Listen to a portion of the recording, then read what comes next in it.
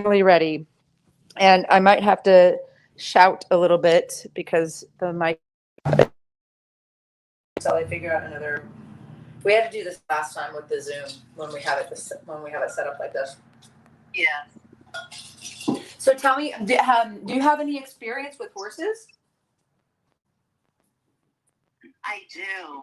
I do. That horses absolutely love it. I was called a horse whisperer the one time I was with one of the horses that. Oh, no way! We were That's amazing. It was amazing. Awesome. Well, so tell me about your experience. What did you do? Where did you go? Oh gosh, I've gone a number of places. The whole reason I do say May is because, unfortunately, my eldest daughter was diagnosed with a stage 4 brain tumor as a little baby. Oh my goodness. Yes, and she went through cancer 3 different times. Oh my gosh. Right. Her third battle with cancer is when my head said, there's little to no chance she's going to survive it now, a third time at it. Right. And I want to reach into the Eastern kind of philosophy and see what they might have to combine with the traditional Western medicine. Absolutely. Absolutely. And that's how I found Same. And my daughter Elizabeth that battled cancer, she did hippotherapy with the horses. So I had the opportunity to be around horses in a multitude of ways in different places. And, I've worked with horses, down in central New Jersey, northern New Jersey, out in western New Jersey. I'm just trying to think if I've done. And also Rockland County, New York. Oh, so wow. Stables. Got you. My girlfriend, Daniela, she had a place up in Hudson Valley, and we worked together quite closely with the horses. And so I'm really excited to share this work with you. I'm actually, I gave my horses a year off, and you'll understand this. Okay. But first off, I just want to acknowledge you for not just believing the Western medicine lies. I really want to acknowledge you for taking it upon yourself. There's a great book out there. It's called The Horse Boy, and it's about a man who has a young son who's severely autistic, and he takes him to Mongolia. And the son is around all these amazing horses out into the wild. And I think they even did a movie on it on HBO. And it was really spectacular about what this father did for his son.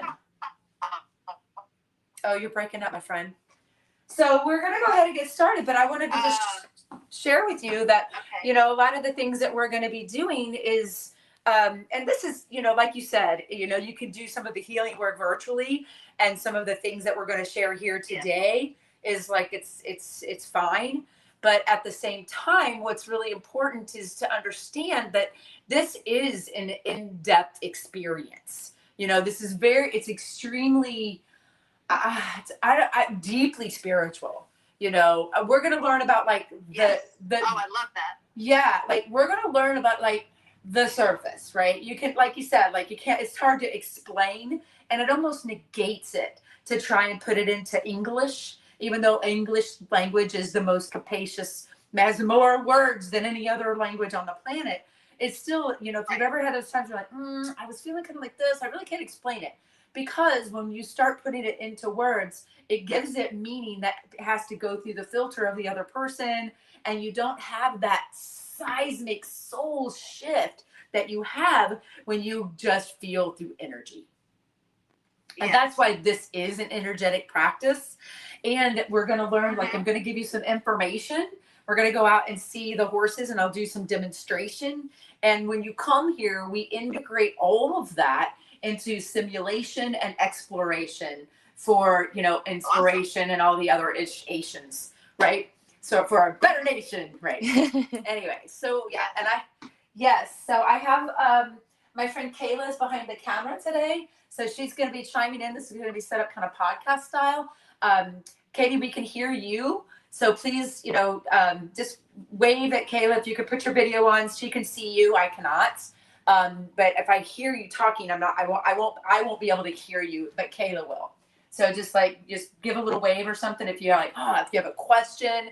Like I'm all about having people play full out, because the more you engage, the more the energy moves, and the better I can serve you. So for those of you on my live stream platforms, like please play full out, raise your hand, ask questions, and if you don't get an answer to the question, throw it in the comments and I'll get to it after, because I can't see. I'm on the other side of the camera, right? But then afterwards, I got some really great gifts for you and some really great things to actually dive deeper into this. And I gave my horses last year. I gave them like this year actually. My one horse Trace had severe colic, so horses can't regurgitate, they can't throw up like we can. So a lot of times whatever goes in has to come out. It's one-way track, right? So sometimes they can like get too much in their gut, or they can become dehydrated and get like a ball of hay stuck. And if you've ever like drank or ate too much of a bite, you're like, oh, it's kind of like that, but it gets stuck. And then more, then it can actually kill them. And it almost did kill my white horse earlier this year. So I was like, all right, we're going to take a step back. My horses have been absorbing, and Katie, you'll appreciate this. My horses have been absorbing all of the participants' energies for years, and we clear them. And I'm like, all right, they need to take a step back, and they need a break, because the horses are like the giving tree. If you've ever watched that Shel Silverstein or read that Shel Silverstein children's book, like horses are like the giving tree. They carry us when they're young. They heal us when they're old. Or we built our backs. We built our civilizations on their backs. And it's very interesting, because I was thinking about it this morning when I was at the gym. I was thinking, they have dogs that can smell cancer, and they have, and stress, and drug dogs and all that stuff. Horses are no different, my friends. The difference is that our dogs live in our homes, and horses live outside, and we should be outside more. But the thing about it and I was like, oh, this is it. They're such sensitive, and spiritually and emotionally. You're going to get to see and I will probably cry, and Kayla will probably cry. Like, this is about like emotion, right? And so having the opportunity to see what these horses can do with the work and the programs I've created through my masterminds and my retreats, my horses are actually like, now they're bored and they're ready to get back to work. And they're like, where are the participants? Here's the church, here's the steeple, where are the people, right? So they're ready. And I'm very excited to be hosting retreats again in 2026 in a bundle capacity through a 6-week mastermind, and then like some really great engagements to come here in Florida and lay your hands on these beautiful animals and feel their healing energy. And so anyway, I was thinking about like, well, I wonder if horses can, sense stress. And I'm like, of course they can. Of course they can. Here's the difference. 2 things. 1, dogs are prey and partners, and they want the praise and the pork chop. Horses are prey animals, flight animals, and they want the proof. They're looking for the proof. If you got most dogs, now we're okay. We got the dogs that are in the kennel that have been, whatever, Michael Vick or whatever. But horses are intrinsically are looking for proof. Dogs are intrinsically looking for praise. Like, we ever want to go, right? Horses are like, not until I know I can trust you. That's the difference. They're predators. Horses are flight prey animals. That's 1. 2, horses live in a theta brainwave state all the time, unless they are triggered into fight flight, chronically or acutely. Definitely a different part of the conversation. And then 3, we look at horses not as the shift is changing, y'all. The bifurcation between horses and humans has gone from the utilitarianism to companionism and partnership. Right? I remember my dad told me stories about my great grandfather, who was a dairy farmer. He was like, the day he was so glad to not have to use his horses to plow the fields or do the thing. He got a tractor, right? Because he was like, he was using the horse for an industrial age mindset and the ego of man. Now, if you want to get real down to brass tacks and talk about like showing and competition and all that kind of stuff, I'll tell you right now, I'm not a fan.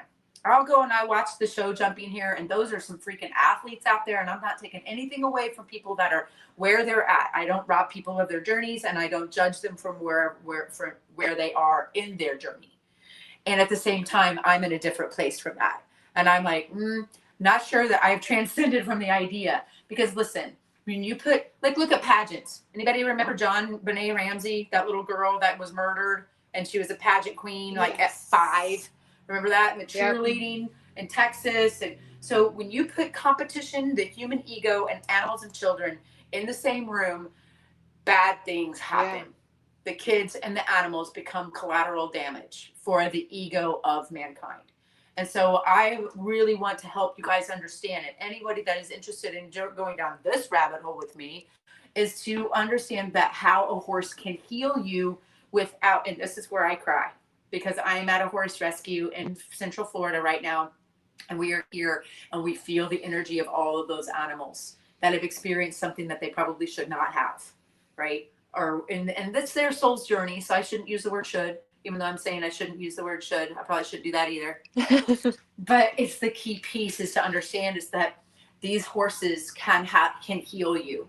And my mission at Xenogen is to give everyone a life-changing experience with a horse that maintains and uplifts the consciousness and dignity of the horse too, where it's a symbiosis, where it's a flow, where it isn't just a give and take, but a blend of the energies between the horse and the human. Because I think one of my mentors would say, if you took an ounce of horse and put it in a man, and a gallon of man, or other way around, a gallon of horse and put it in a man, and an ounce of man and put it in the horse, right? Which makes sense if you think about it, right? Take that industrial age mindset out of your approach to these beautiful animals and look at them in the way that they can serve us and we can serve them, so we can rise and have a more joyful life, more confidence in yourself, more engagement with people that you actually want to be around, even if you're a weirdo or a unicorn, right? Like we were talking about it this morning. Unicorns do exist, and together we're a blessing, because a herd of unicorns is called a blessing. And incidentally, I'm at Royal Blessings Rescue here up in Central Florida. So all that to say, they all have their own personas, and this is just going to be like one layer. You know how your skin has like epidermis and dermal, all the layers. This is just one layer of the tapestry, if you will. So I have 4. Now we're getting ready to get another one. I'm pregnant. No, just kidding. I'm 50. I was kicking such a kick. So when you look at the different personas of the horse, it just helps you break things down, not to pigeonhole them, but to just notice and have an acknowledgement. Because the more you know someone, an individual, especially humans, fellow humans, the more you can actually look at it and say, all right, here we go. I know that this person is going to have a certain response that way, not from a projection of the filter of your value system, but because you are actually intrinsically and objectively looking at what their patterns of behavior are. And I'm obsessed with behavior. I'm obsessed. I read books about it all the time. I understand positive reinforcement and negative punishment. I mean, all of the science behind it. But truthfully, when you go out and you really open your heart to these animals, they will tell you something so powerful about yourself that your life will change. I shouldn't probably say this, but I'm going to anyway. A lot of people that come to my retreats, especially if they're married or in a relationship, end up going, yeah, time to go. Because they get it. They get that they got into the relationship with the industrial age mindset, belief systems, values, what have you. Right? 50% of people get divorced. Like, there's a reason for that, because we get together for the wrong set of values, for the wrong reasons. But when you have a spiritual connection and an intrinsic connection, and to go to pour into the relationship and seek to understand the other individual, things change. So we're going to get to know ourselves through horses. And yeah, it's a thing. Believe me, it's a thing. So I'm going to write down the 4. And again, This is just broad strokes today, guys. When we go into I have the 6-week mastermind, and we come and experience these horses at the retreat in person. Like, it's a 1-2 punch of like rabbit hole to your soul, my friends. Rabbit hole to your soul. So I luckily, I ended up with 4 amazing horses. Now, I've had Dante and Trace for over 20 years. So I think God has been planting the seed with me for like 2 decades. And I did. I went through all of the traditional stuff. I didn't go through traditional training, thank God, but I learned natural horsemanship, which, as I continue to transcend my journey with horses, I realize that even that has a lot of coercion, force, dominance, be a leader. But what does an actual, like, who would you rather follow? Hitler or Gandhi? Gandhi. Yeah, thanks. But they were both strong leaders. They just had a different value system. And I make extreme examples to make my point, but you can choose, anyone. So who would you want to follow? And I would want to follow somebody that has that is going here, that has a piece of themselves that they want to aspire to. And so as we get to understand these horses, like their characteristics, and I'm fun and I'm playful and I joke and all that. But when I get out there with those guys, yes, and they call it horse play, right? We've worked these horses to death. Now it's time to go out and play.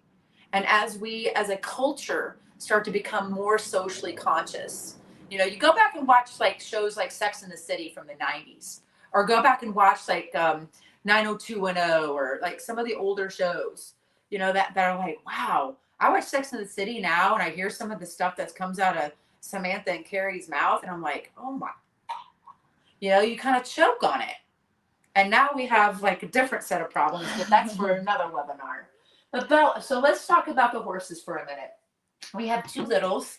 We have Tuesday and Peach. We're going to get to engage with those guys too as a little bonus. And the interesting thing about Peach is that she is going through a like kind of her own journey, right? And so we're supporting her through that. But David, meanwhile, back at the Hall of Justice, Bella, Maverick, Dante, and Trace. 4 horses, 4 very different personalities, and 4 very different ways that they actually can serve. So if you're a professional or an executive, or you're trying to build a team or understand your clientele, if you're a coach, this is going to be really powerful. You're going to be able to understand your clientele at a deeper level. So you can say, oh my God, my client's a Bella. No wonder they're always late to their appointment, right? You'll start to see the patterns as they show up, because we're always in patterns. We're always patterns. I say I'm the mother of horses and the breaker of patterns, like kind of like, the old Game of Thrones, right? The breaker of chains, the mother of dragons, the breaker of chains, right? So Bella, I am her. I am definitely a Bella. In fact, I'm kind of a between the two. But let's describe Bella for just a second. She is high energy. Can you obviously see I'm high energy? She's playful. She's sometimes nervous. Like, you'll walk up to her and she'll be like, hi, and then she'll walk away from you. Like, she can sometimes be a little nervous. And that's partly to do with her background. Like, all of my horses come from some sort of trauma or background or rescue or something. And it's nervous because she is the lover.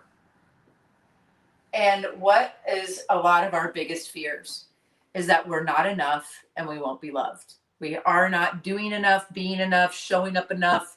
We're not strong enough, tall enough, blonde enough, got big enough boobs, small enough boobs, big enough butt. Why do we do all of these altercation? We have short, straight hair. We want it curly. Because we want to feel love. And when we get to a point where we've been burned enough, we'll just tolerate connection, and that's good enough. Like, feeling deep love, like really, truly opening, to quote Bruce Springsteen, that secret garden that's inside us. That secret garden, we don't do it. And it makes us nervous to open our hearts again. So we shut down. Or we go crazy and then we shut down, right? And that's where we'll get to in a minute. Like, what happens when a Bella gets triggered? She goes crazy.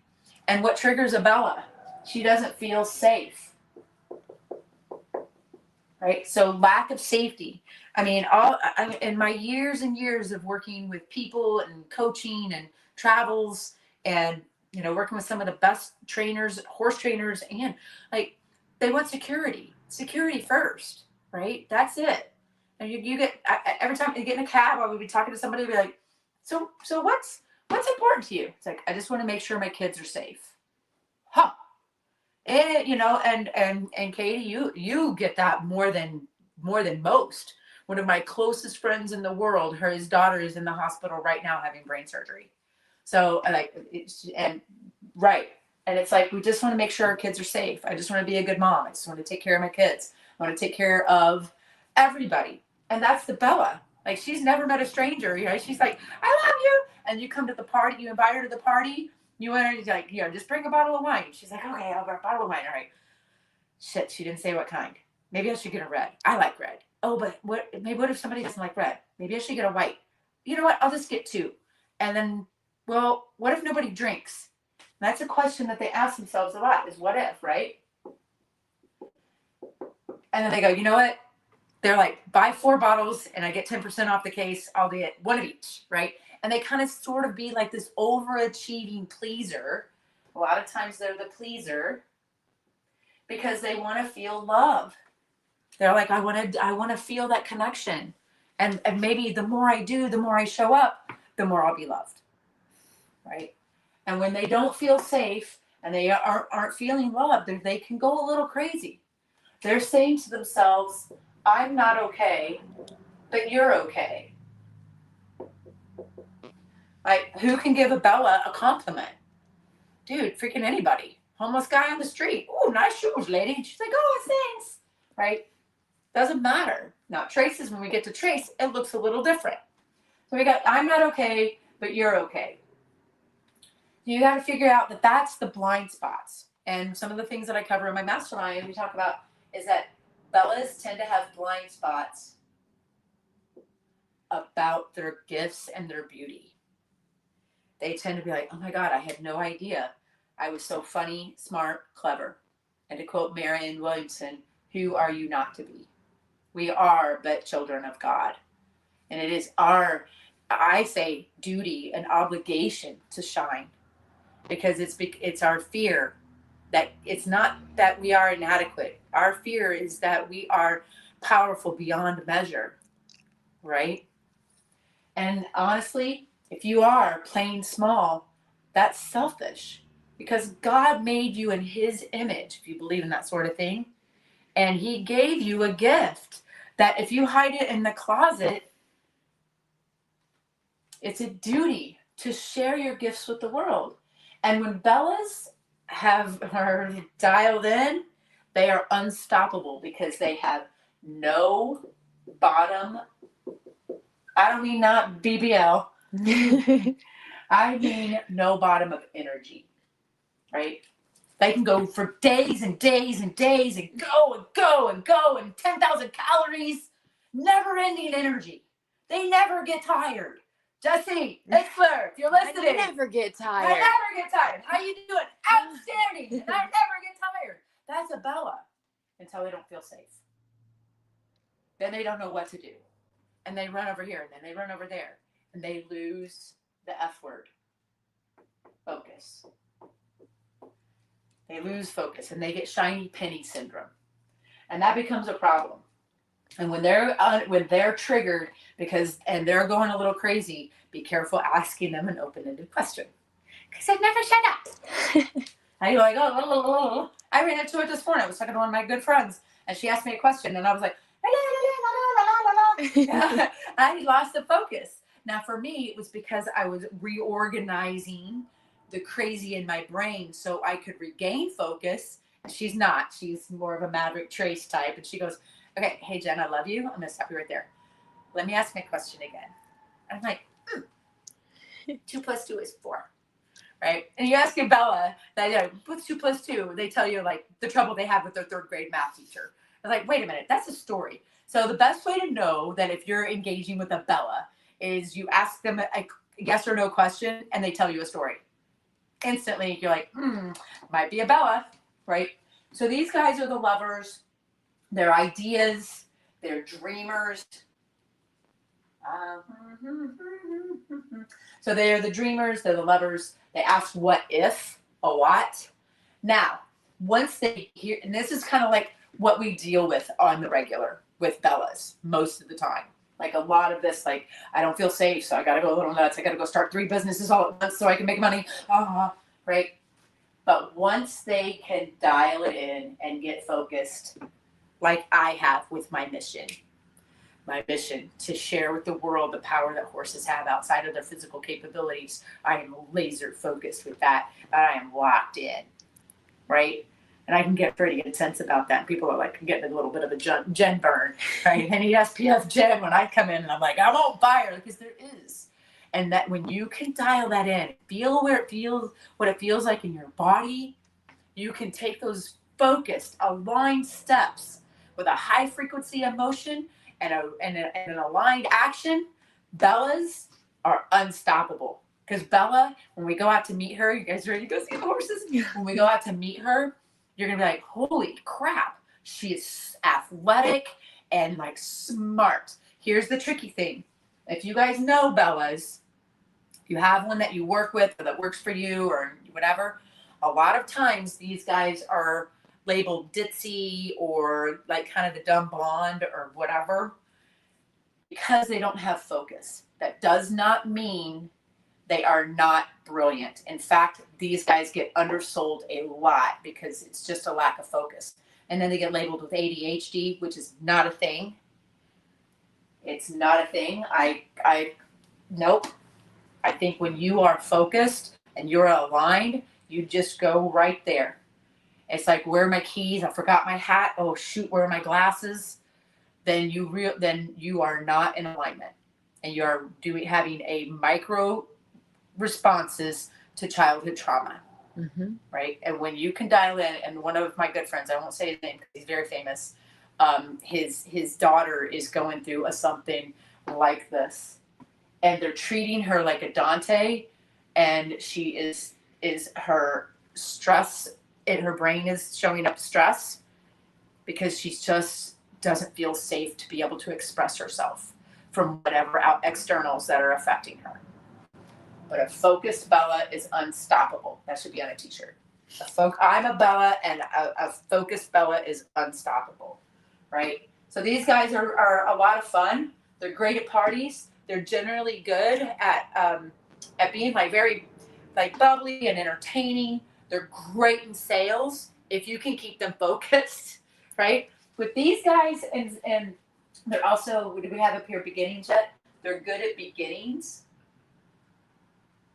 Right? So they start off strong. I'm going to go lose 5 pounds by lunch so I can have more lunch. Right? Eliza's messenger. She's funny. But these guys are really good at beginnings, but then they burn out really quickly. So if you can keep them breadcrumbed along through the second stage, that frustrated learner, disillusioned learner stage, then you're going to have somebody that is like in for life. Right? But you got to get through the beginning with the Bellas, right? Or Alyssa, right? So moving on to, any questions about Bella? Comments, jokes. She's beautiful. I will say that. And she's getting more gray in her as she gets a little older. She's part Arabian, and Arabians turn white as they age generally. So she's kind of got that half thing going on. She looks almost like this grayish blue color. She's gorgeous. Oh, thanks. Maverick. Moving on to Maverick. Maverick, now, I gotta hesitate to talk about this because people are like, oh, wow. But remember what I said about competition with horses earlier in the video. Like competition and horses, those two things do not go together. And so you think about with Maverick, you go, oh my gosh, he was a racehorse. He was born in France. He raced in Canada, Churchill Downs, where they do the Kentucky Derby, Keeneland, all over. He won a ton of money, $500,000 racehorse.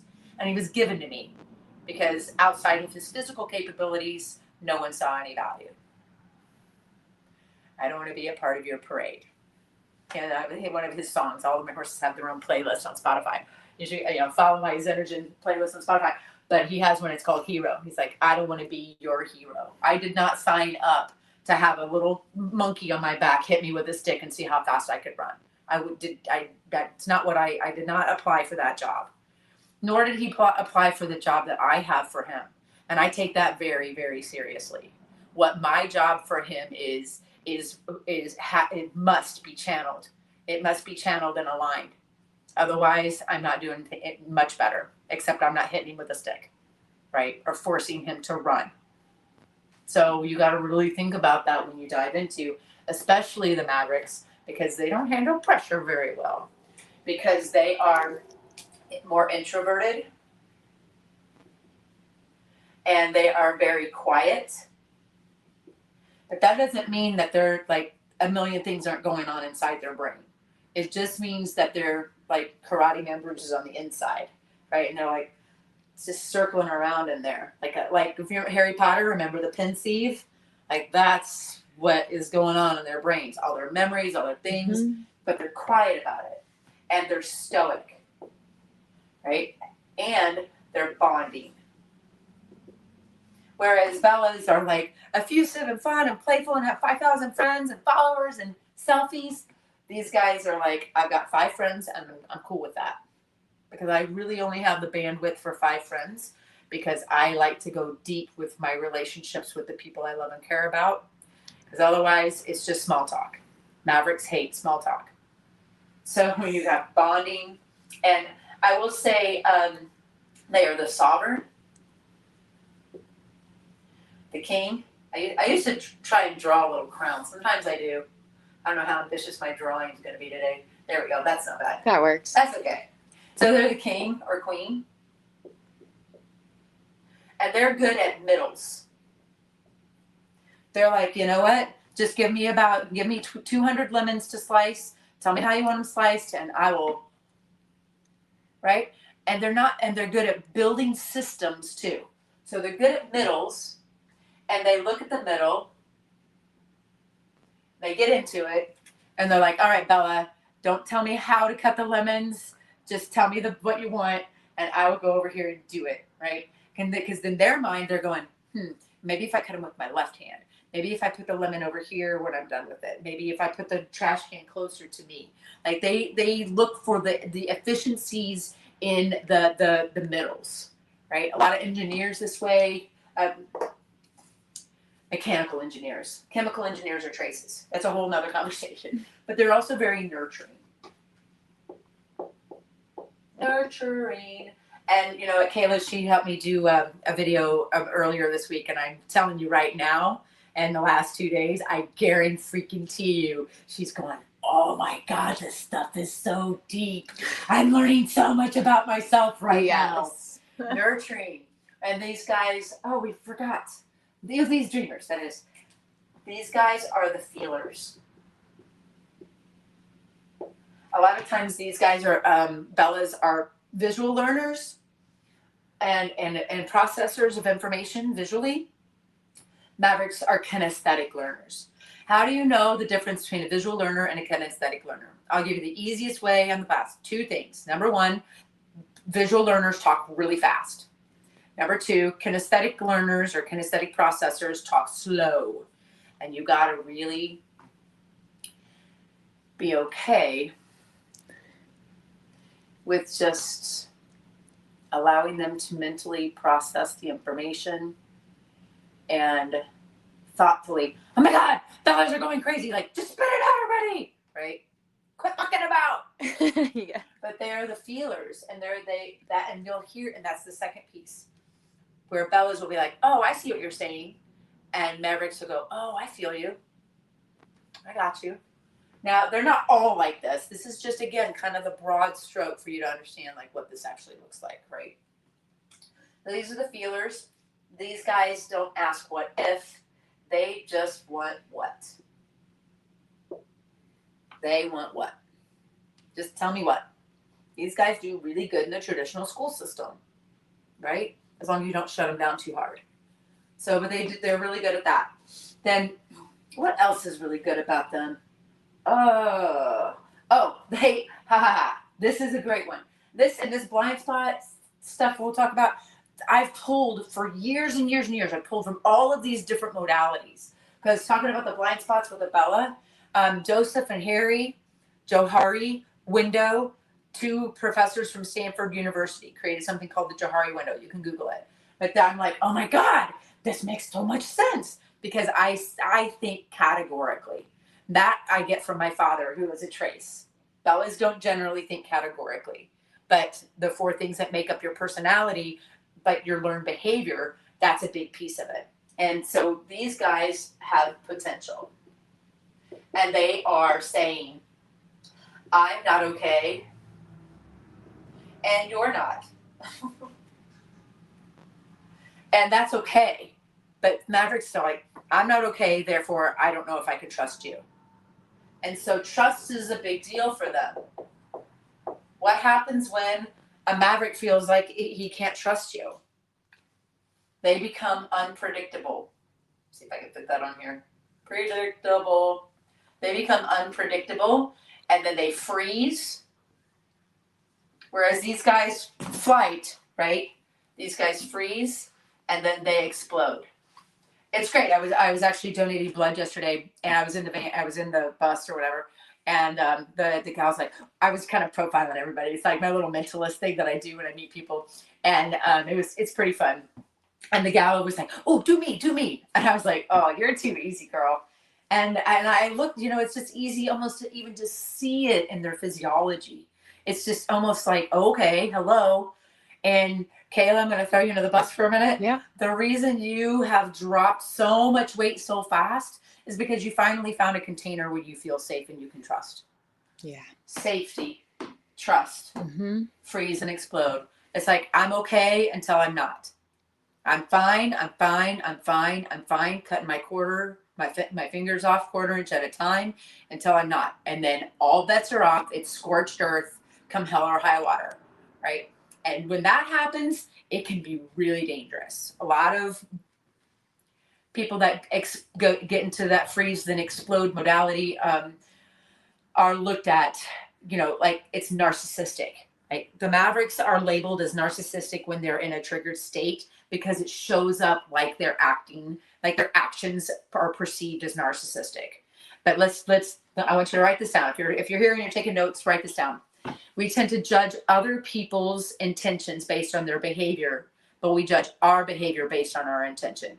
My intentions were good, but I still stepped on your foot, right? You step on my foot. I'm like, hey, you step on my foot. And you're like, I didn't intend to, right? The balance. And really having the Mavericks be able to understand and become predictable in their unpredictability. And if you are like these two, when you start down this journey, unless you're really advanced in your personal development and awareness in personas and this actual science, these two can sometimes be hard to tell apart because these guys can't stop mucking about and these guys won't because they don't see the point, right? So then we have these guys. The cool thing about these guys too is they are actually, and I hate this word, I gotta come up with a better word. I want to say obedient, but when they connect, especially with Abella, then there you go, just give me the lemons, right? They have like an acceptance of leadership, right? And they do not do well on, this is a little bit of a paradox, but I'm going to write this up here. They do not do well under pressure until they learn to adapt to pressure and they internalize the pain so they can adapt to the pressure that's being applied to them. Like Maverick, $500,000 racehorse, ton of pressure on him. And he's like, I will adapt. I will shut my brain off. I'll shut it off and just run. I'll shut it off and run. Whatever I have to do to get you to quit hitting me with that fucking stick. Pardon my language. The key piece to that is when you get engaged with a Maverick and you can tell them and have in a way that they believe and understand that you are not going to put pressure on them. Something magic happens. The unicorn shows up and they become connected and excited about building the systems for the idea and the lime jello rocket ship to the sun. But you can't put too much pressure on them. You may get the sale, but you will not have the client or the relationship long term. Make sense? Oh, yeah. Mm-hmm. Moving on. Daisy Trace, my Cremello. He's white with blue eyes. He's a rare color. He's spectacular. He looks like a unicorn. We've actually like put a little headband with a unicorn on him, and he's hilarious. He's my heart horse. I've had him since he was 4 years old. He's done everything under the sun, between mounted shooting and parades. He's done everything with me. Ocean, swim in the ocean, gone all over the country. He's been up to New York, Katie, if you're still watching. So he's amazing, and he is also quiet, but he's more dependable is a better word. He's this particular trace. We jokingly call him 420. He's an old soul, and he's calm, and he has a really good resting bitch face. Right? We go out there and you look at him, and you'll be like. Like that's just kind of how he stands, like kind of all the time, and you just watch him like, and he's sort of that we call it pasture potato or a couch potato. If it's a kid, it's like, okay, come on, let's take out the trash. Sometime before a commercial, like sometime today, right?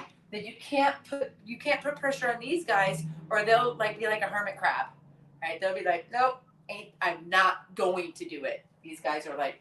I would if I could, but I can't. Under too much pressure, and I just gotta go in. I gotta escape. Freeze and explode. Right?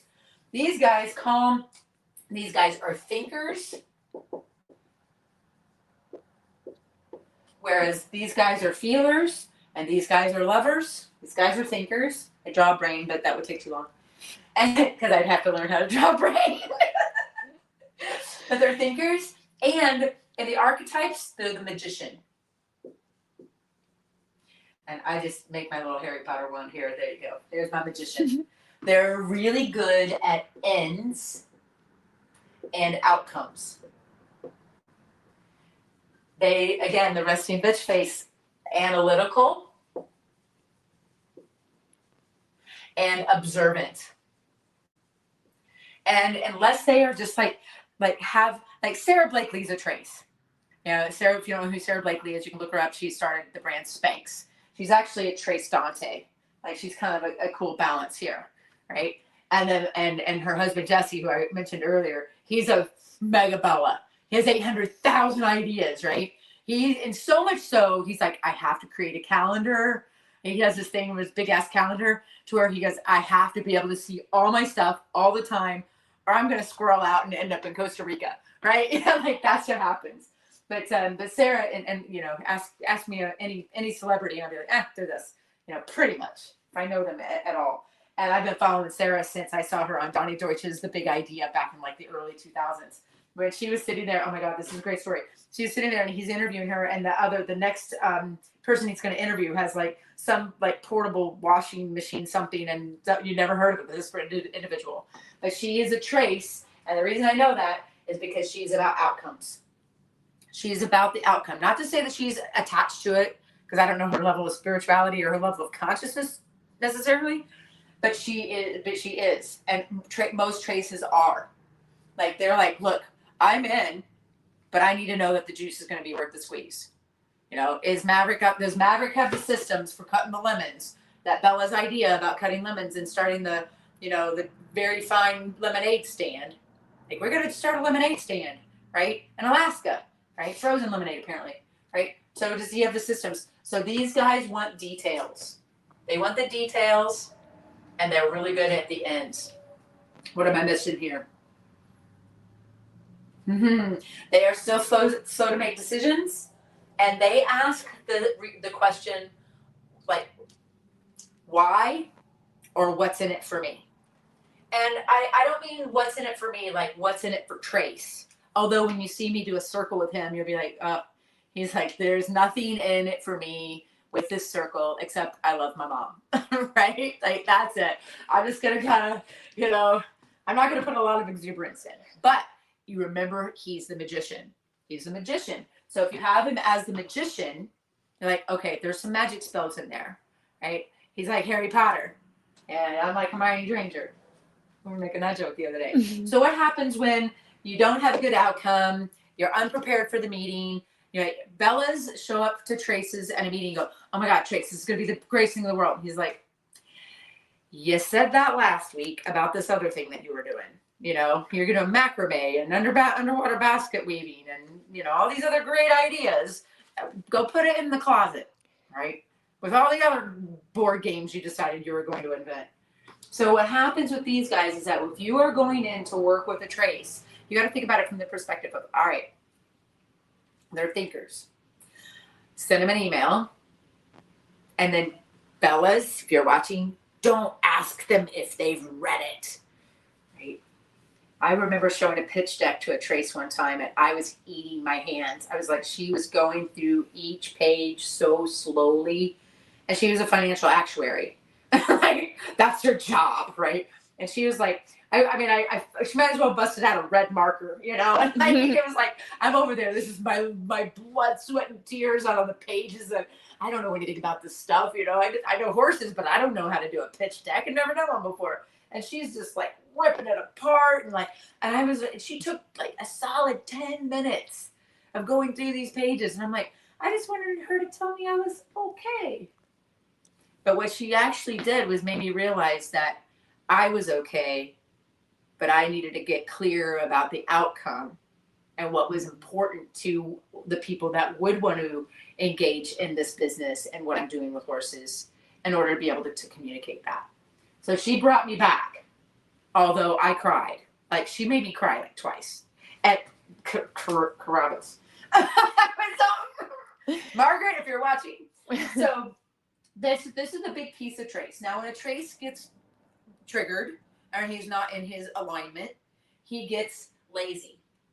Like, I'm just going to do the chain gang trot and go in this circle. So you want me to go in a circle. I don't really understand why or what's in it for me or for the greater good. So I'm going to trot and burn calories in a circle and I end up in the same spot. What's the point? They want to know what's the point. And you go, oh, but it's fun. That can be enough. It's going to be fun. But you have to have something that understand that and undoing this is like the magic spell. Now, when we go out and play with Trace, all I have to do, because I am, like, he and I are like this, right? And any single men out there that are Traces. So when I get out there and I'm like, all I have to do is just, right, get that little, let's play. That this fire. is going to be fun, right? And there might be a cookie in it for you too. And then he's like, oh, all right, right? And I've cultivated that to him. When I started getting involved with, you know, like the natural training that I was doing, we had to do certain tasks and certain orders and certain things. And it's a checklist. So guess what? As a Bella, I went, all right, let's get this checklist. And I would go, and I would hit it. And I go out there and the first task was like with this particular rope you had to use. And then when I would walk out there and he would see that rope, he would be like, oh. And to this day, I call it poopy face because he puts his ears back and he kind of wrinkles his nose and he's like, all right, I'll get to it. And it was like, I was turning him into somebody I was turning him into a bored magician, an evil magician. And he wouldn't do it. He would just sew up. In the horse world, they call it sew up. Just stand there. Like, I double dog dare you. Now, he's a cheerleader, not a challenger. And that's something we cover in my mastermind as well. But he's a pretty agreeable guy. So he'll kind of do it, but there's only so much of that you can take, right? And so he gets lazy. And what he needs is not just motivation, because that's bullshit. We all know motivation is just as long. He knows exactly how long my stick is, right? And it is incentive, cookie, okay, great. But after a while, there's diminishing rate of returns on the cookies, right? So you have to blend those things together to inspire and unlock the magic that's going to keep Trace going. One of the I don't know if he's the most famous because he's actually pretty just really well known in his circles, but one of the best Traces I have seen that's around this is Alex Hormozy. He's a Trace. But yet he's like, I'm out there, 4 a.m. till midnight doing whatever, And he goes because he knows that it's about the magic. He understands what the outcome is, and he can see it, and he can reverse engineer it and build out the steps. Because a lot of times these guys are engineers. They're analytical. They've got that mindset, right? And his wife, Layla, she's a whole nother. That's Alex, if you're watching, that's a whole nother one. Anyway, moving on. Last but not least, Dante. Now I always get to Dante last because he's the most complex one to really understand, ultimately, because he is what we're all told we need to be by what Western culture, and yet there's a depth to him that it's taken me. Oh God, it's taken me 20 years to unlock. It's really, and he was my first horse. He's bold. We call him the greeter. Never met a stranger, right? This one. He's mischievous. I don't know, I've never spelled on the whiteboard. You know what I mean. He's mischievous. He's challenging. He's opinionated. Sometimes he can be misconstrued as arrogant, right? He's got a huge heart. And he does the fight. He's a fighter. Like fight, freeze, nope. Like just no. And these guys, he'll fight. And that in the archetypes, he's the warrior. The warrior, bang, bang. Yeah, I'm a child of the 80s. So this guy here is like my 1,200-pound Tony Robbins, right? He will change the world, or he will blow it up, depending on their value system and how they're raised and all the other things and stuff that goes like deeper into the tapestry, right? He's good at beginnings and ends. He's good at seeing the project and then finishing it, or he sucks at both. Okay? One or the other. Like I said, we're either building the world or blowing it up. And the other piece that he says, this is the fun part. I love this part about Dante's. He's like, I'm okay, you're okay. Or I'm not okay and you're not okay, and that's okay. Let's go have a beer. Like, okay, fuck it. Let's just go figure it out. You broke your leg on the ski slope, so did I. Let's go. Let's go have a bourbon and build a business. Let's go sit by the fire and do something else. They are solutionary. And where these guys are dreamers and these guys are feelers and these guys are thinkers, these guys are doers. They take action and they never look back.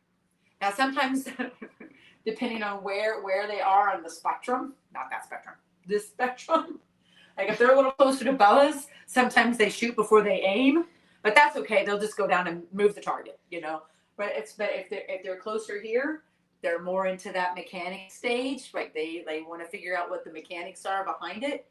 The key piece to understand is I'm kind of here. Like I live sort of right here.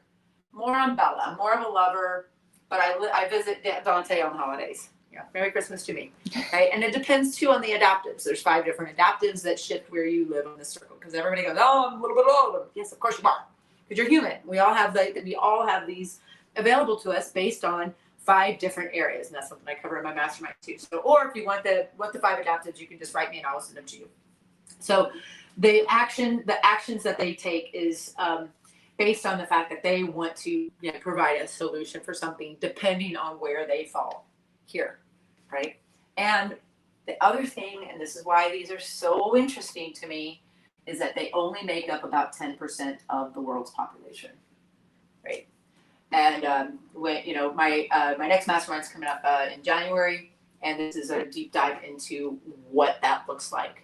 Because when you get a bold greeter that's challenging, opinionated, is a warrior, has solutions, all these things,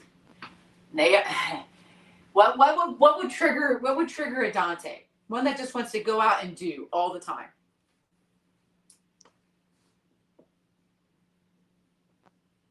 Boredom.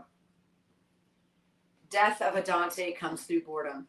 Idle hands and the devil's workshop, and which is so true. Well, what happens when Bart Simpson gets bored, right? Bart Simpson is a Dante, right? He gets bored. Guess what? Bad time to be a Dante if you're bored at Christmas time because you become naughty. Perfect example. I had back in my place I had it in Orlando. I had a gate set up, and on the other side of the gate there's grass, and on this side of the gate not so much. Grass is always greener. Well, Dante had figured it out. He's like, "Ooh, puzzle for Dante. I'm bored. Let's go figure this out. There's grass over there." He got out. He took action, and just figured out, bet the gate. And I broke the gate mechanism, and I had to make like a special setup to figure out to outwit him. Like, these guys are great on Survivor, right? If they want to be on. And they make up about 10% of the population. And why is that important? Two reasons. Number one, if you're a school teacher and you have a room full of 20 people, if you had 5 of Dantes in your class, you would go insane. Now, I had a woman that was an inner city school teacher, and she's like, my whole classroom's Dantes. That's an adaptive anomaly, right? That's not common. Usually it's about 10, I would say class of 20 kids. They had like, there's always that one. In my grade school, I was enough of this. And luckily thank God, thank you, Jason Lowry. I gotta find you. One of these days, Jason, I'm going to look you up because he was always the one that was in more trouble than me because he was outspoken and he was this, that, and the other. Like, I got an answer for that, right? Well, Miss Sullivan, okay, this is in the 80s, guys, so just take this with a grain of salt or a block of salt if necessary. It's kind of obnoxious. This is the 80s. Keep this in mind, 1986 or something. And Miss Sullivan had gotten a refrigerator for her house. And she brought the box in, flipped it upside down, cut a window out of the front and like a flap door in the back and put a desk in it. And if you were naughty, you got literally put in the box, like hockey player put in the penalty box. My goal when I went to school every day, because I got in twice as much trouble at home if my parents found out I got in trouble at school, which is if I got in trouble at school, I did everything to prevent my parents from finding out. Like, that was like, I got cut off the thing that said sign here, and sign it myself or whatever.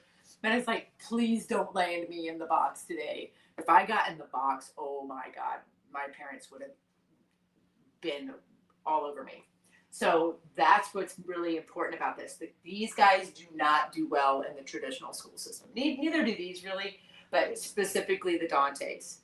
Because they're like, dude, I can do this better, right? Like they a lot of times are entrepreneurs. They take that action. They're the C-suites. And what is the rest of us told by modern culture?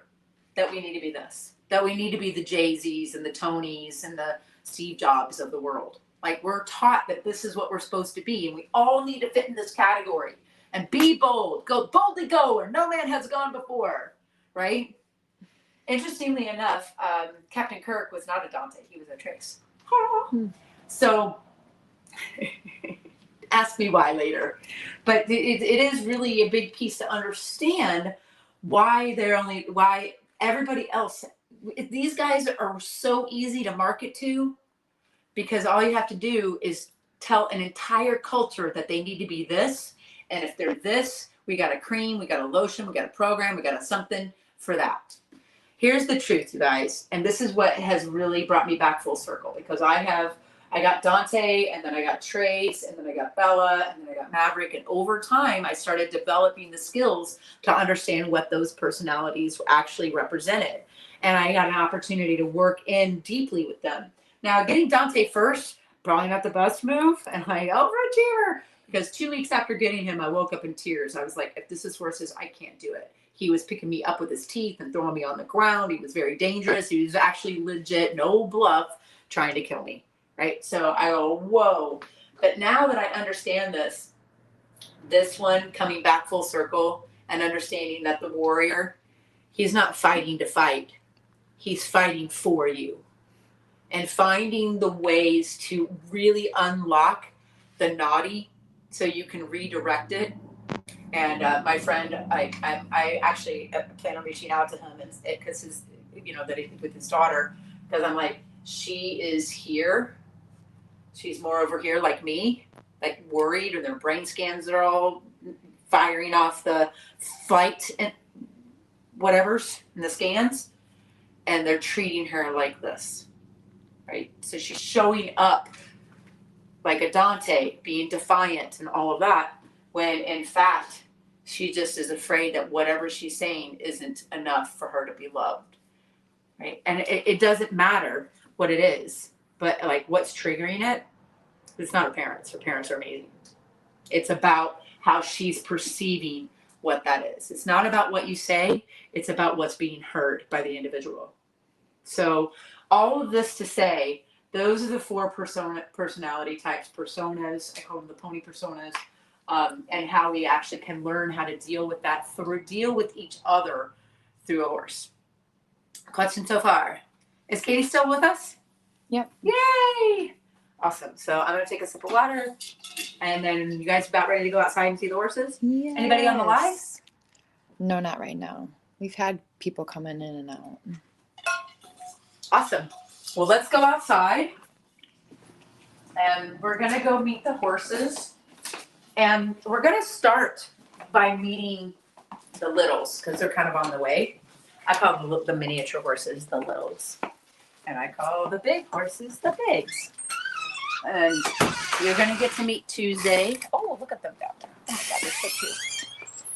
I'm in beautiful sunny Florida. It's a gorgeous, gorgeous day.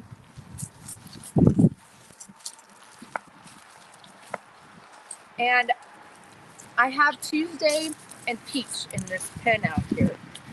And what's really important to notice about these two is that they both fall into one of the four personas. We all have our thumbprint, I call it. But at the same time, we're not trying, like Western culture and marketing and all that is trying to tell us the lie that we all need to be Dantes. But the truth is that let's just seek centeredness. Let's seek centered, right?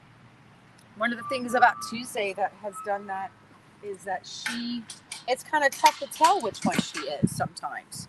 They're like, well, she's kind of acting like a Trace right now. And no, just kidding. She's acting like a Dante. Here she comes. Here are these two. So the dark one in the front, that's the Tuesday. She's got her own Instagram. She's stupid, think it cute. And she's brave, but she's also calm. She's also spicy. She's also obedient and bonding. She's kind of has like all of the characteristics. And one of my horsemanship mentors was like, I want a horse that has at least a lot of the characteristics in at least 3 quadrants to be a super horse, right? So that means that they're very balanced in how they deal with the adaptives. That's the key piece. Adapt or die, right? Hi, little Tuesday. I'm going to get some cookies. So meet Tuesday. He is a miniature horse, which is a breed, technically. This means that they're tiny. And she's going to pester the heck out of me for a sneaky snack. This is my sneaky snacks. Okay. Yeah. And then little Peach over here. The artist formerly known as Peaches. They call it Savannah Peach now. And this one is just becoming very, very brave. Now, they both know we have cookies, right? So, like, for her to come up to me like this is a big deal, right, Kayla? Yes. And look at Tuesday. Oh, She's being spicy. these two have really kind of, right? But it's a big bluff. I've never seen them connect. Like, I've maybe kicked a couple times or something. But Tuesday's like, I'm the queen. You be up here. And there's always a hierarchy. And someday with these two, it changes. It changes back and forth. Like sometimes Peach, see how she's like, just kidding, right? Spicy little she's nugget. Like, I'm gonna get a treat one way or another. That's what she's saying. So yeah, and I have a cookie in my pocket, and she knows it. But she's over here going, well, all right, it ain't worth the cookie. And Peach is very timid around people. I don't like to tell her like too much of their story, but suffice to say, bad things happen. So even see how her head's turning away, and understanding body language. If you are engaging with a maverick and they are your friend, colleague, partner, kid, If you have a maverick that's a child, you got to be really careful. You don't put too much pressure on them, right? While also allowing them to understand that they can't muck about. Can't do it, right? Right. Now Tuesday, she and I have a great relationship, and we have a ton of rapport. And I'm always messing with her. I'm always like tickling her and making her mad, and she's kicking me because we have that rapport, right? We have that balance in that play. Like movie Step Brothers. Please become best friends. Let's go do karate in the garage. Right? So I could do that with her because I have that level of relationship, and innately, the 4 things that make up a personality, right? Innately, she is confident, calm, friendly, bonding, all of those things we just talked about. That's Tuesday, which is why she's so awesome. Now, when I first got her, she wanted nothing to do with people. She was hard to catch, and and it took me a long time to catch her, just because she didn't want to do anything to do with people. She's like, I'm good. What do you got for me? What have you done for me lately? Now, this one is really would love to bond. Like, she wants it. Not just the cookie, but she really wants to have the bond. And you can see, like, she turned around. All right, I'm going to give you a cookie, and then you can go over there and play. They're like toddlers. You're like a 300-pound toddler.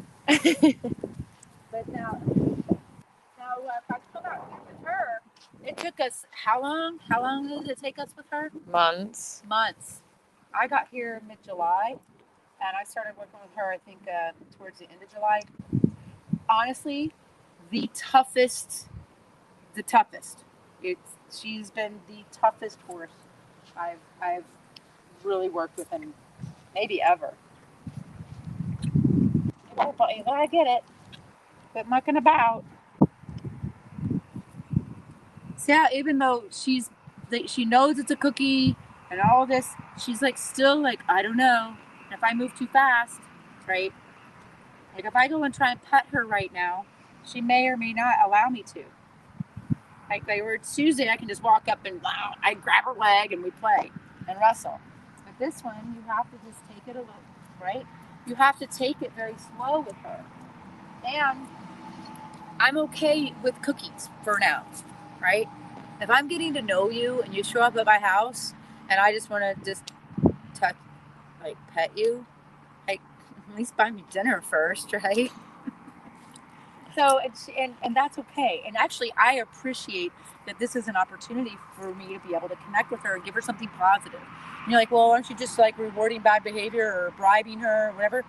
To a point, if it stays like this, if it stays like this forever, then yeah, I'm just bribing her, and it's she's just coming up for the cookie. But once you start building the bond and connecting with her intrinsically, it's like your favorite grandma. When I go to my grandma's house, God rest her soul, I would go there and she had this on a pedestal, a little ceramic candy dish. Now, guess what? First thing I did, hi grandma, and I run in and get my cookie, and then that was it. But I remember that, like, what a beautiful memory. My other grandma, not so much, right? So let's see if I can, right there, that me walking towards her, my big energy. This is like a bullhorn here. You're like, oh, watch the energy disappear. Watch.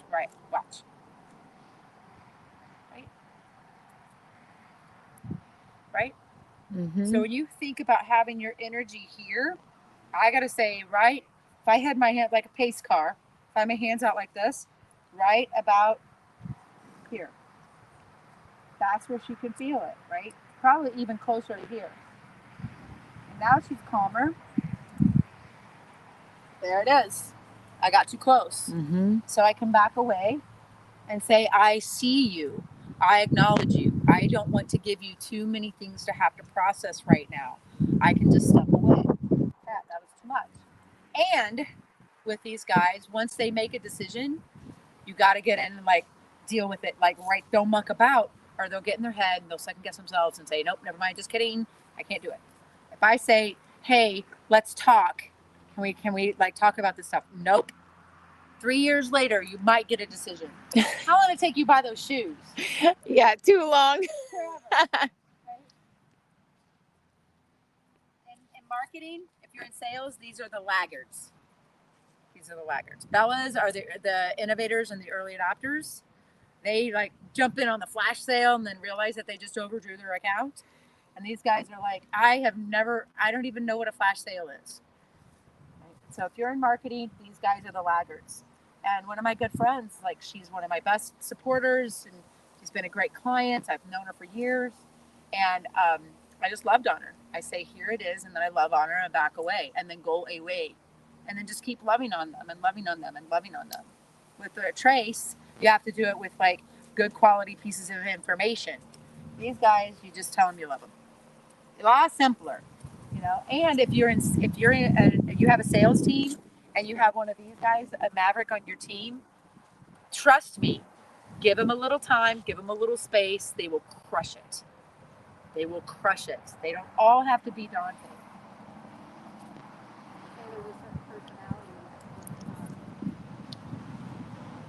See, I just stopped mucking about. I gave her space. And I can just walk right up to her. Yeah, I have a cookie, but this morning I didn't. You know, so now I got her. Right? Just give her that little bit of time and space to think and process things, so it doesn't become an issue. Now, I want to make sure here, like Tuesday is still right here. And she does this little thing where she sucks her tongue. It's partly to do with the fact that she was an orphan. So now I have to protect Peach from Tuesday, right? Because that's no, right? I got you. Now I broke too much energy, waving my hand in Tuesday's face. Now that might have upset Peach. Obviously, too much energy. It's like I can't take too much noise, too much energetic noise, right? But I have to be able to do that. Now she's like, too much. I can't. I don't. Mom and Dad are fighting. I'm gonna go over here. Mom and Dad are fighting. I don't know about you, but that's childhood trauma. This is a trauma response to Mom and Dad fighting or something similar. Right? Whatever it is, mad lib it out. Insert something here. You can come on out, Kathy, if you like. We're gonna go over to the other horses in a minute. If you'd like to join us live in person for a challenge like this and actually potentially engage with these guys, let me know. We are opening up opportunities in 2026 for that. There we go. If she nibbled on my hand, I would be so happy right now. Now Tuesday's over here with Kayla, but she's keeping an eye on Peach. Peach is definitely keeping an eye on Tuesday. So I want to make sure, just gently, can I position myself, right? And be like, no, Tuesday, not right now. That was too much over there for Peach.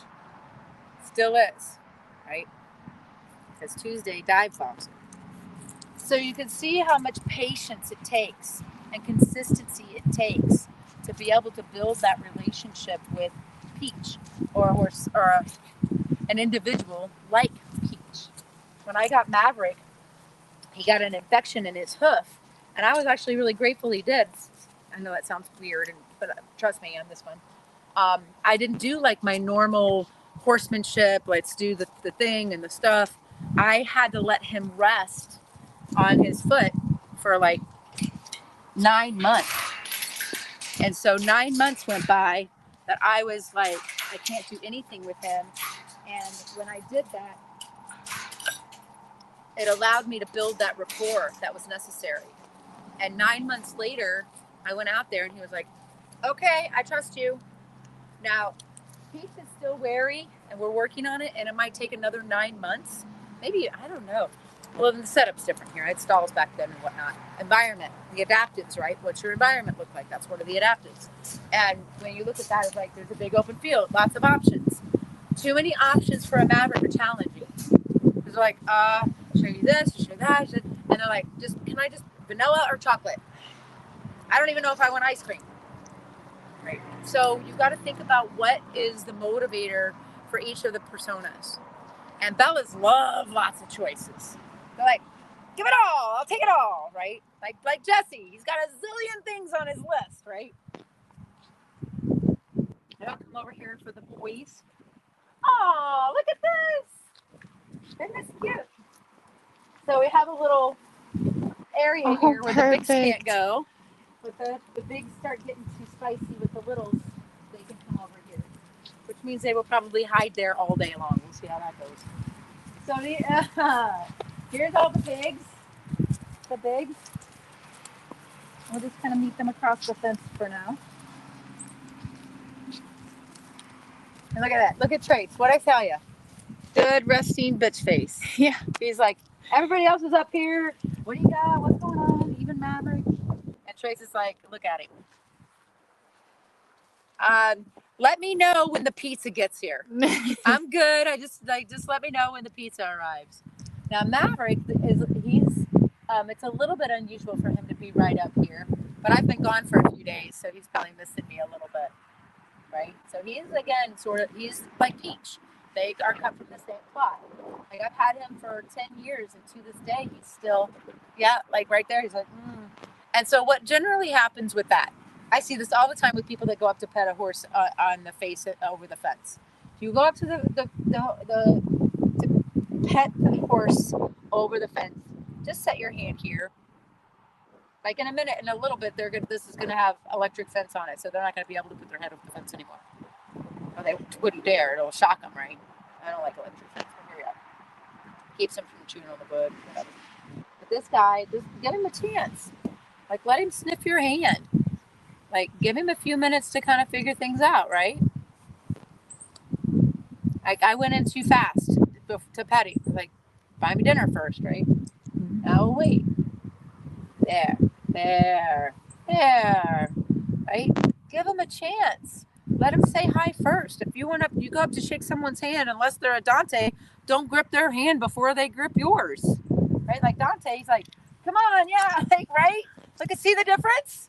Like just like he doesn't care. He's like, come here. You want to shake hands? I got teeth. I'll shake your hand. Right? Now remember, Maverick is the sovereign and Dante is the warrior. Who's the leader between those two? King Arthur or Sir Lancelot? All right. Bella. She and Maverick are connected, but she and Dante are they're buddies. They're like boyfriend, girlfriend. Like they're very connected, almost like anxious attachment style connected. Right? But she's the lover. You come up, you say hi, Belle. Hello, Belle. You see the white on her face. She's like, I don't know. I'll say hi and then I gotta go. Right? I can't stay at the party. I'm not sure I was invited. That's sometimes a big piece. And it has Trace hasn't even moved. No. He just has not even moved. So who would you like to play with? Katie, I'll let you decide. If you'd like to, so just throw who you'd like to play with.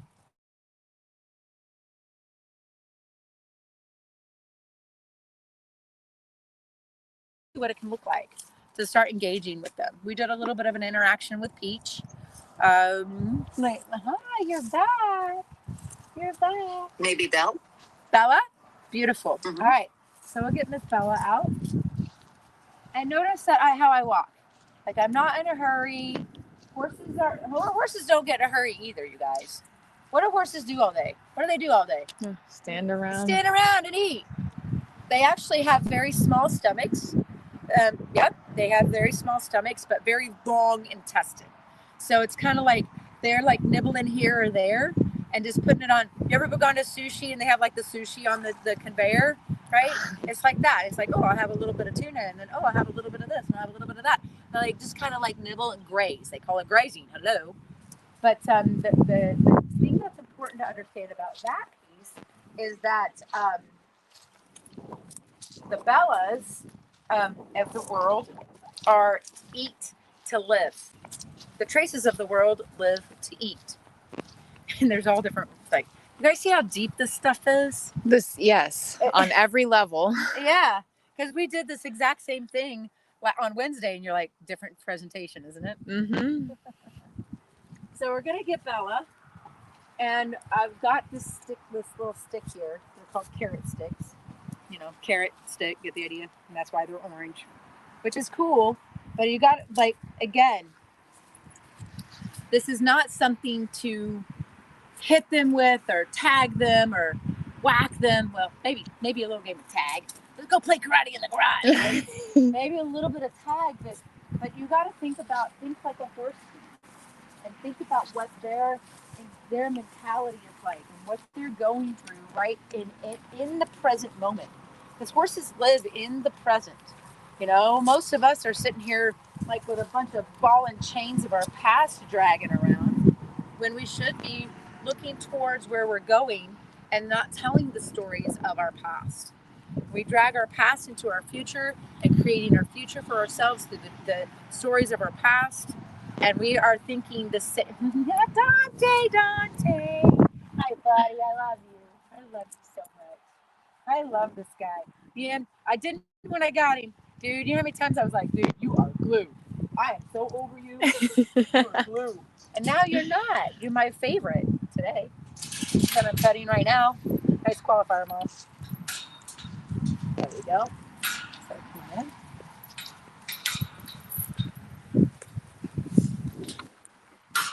So if you'd like to spend a couple of days, 2-3 days out here with these guys, our retreats are going to be starting up this spring. Mastermind starts in January. It comes as a package deal. So here we go. Now we're looking at Bella. I'm going to shine the light on Bella. Let's see what she does.